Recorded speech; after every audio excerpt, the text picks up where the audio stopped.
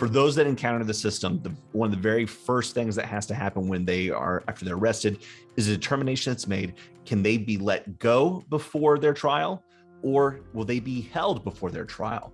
And sometimes it's not even quite a one or the other decision. It's if they're let go, what are the conditions upon them to be able to go home waiting for the trial? Now, bear in mind, especially in today's day and age and the way the systems become backlogged, we're not talking about hey, make sure you come back next week. Sometimes we are talking about months, or in some extreme cases, even for misdemeanor cases, we can be talking about more than a year.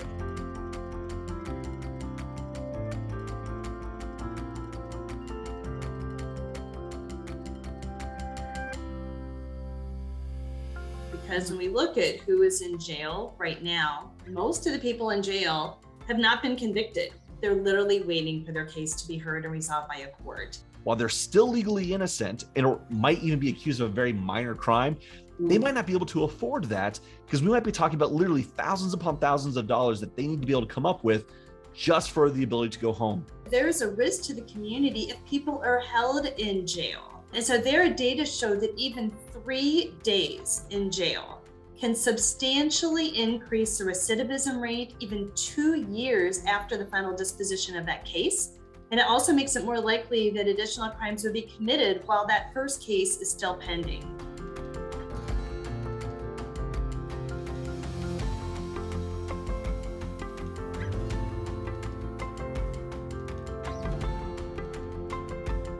This piece of legislation, it is a common sense, bipartisan piece of legislation that will have an immediate impact in Ohio. It will promote liberty, protect employment, keep families safe, uphold Americans' right to due process and equal protection under the law.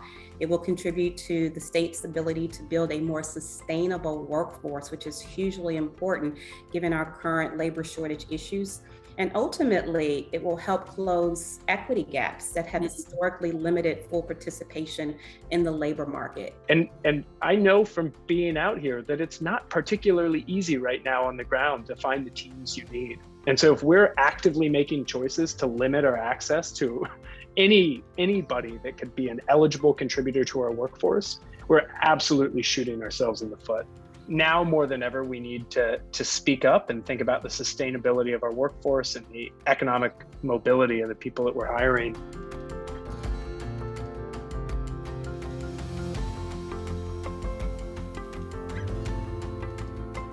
It gives clarity and consistency across the whole state. You shouldn't have a pretrial process that is up to a random selection within your county or the county where you end up being charged. So we need to make sure that these rights are protected equally across the whole state. It does not change if someone is guilty, and once they've had their Sixth Amendment right fulfilled, they've gotten that day in court, if it is determined they're guilty, they will still face full punishment. This doesn't undermine that whatsoever. It only looks at that first phase.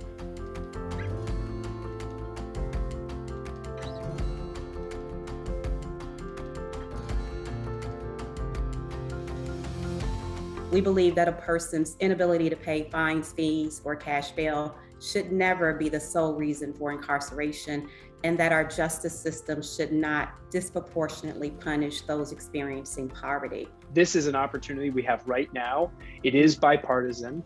You have a tremendous amount of support coming from both sides of the aisle. And so it's a really meaningful step forward. Call your legislators. I know some of you guys may have other legislative priorities, but when we take a look at where we are now in Ohio and the need to, stabilize the workforce, expand the workforce, build a labor pool, being able to articulate why bail reform is so important and how that directly links to your workforce challenges. Legislators want to hear that. They want to understand that.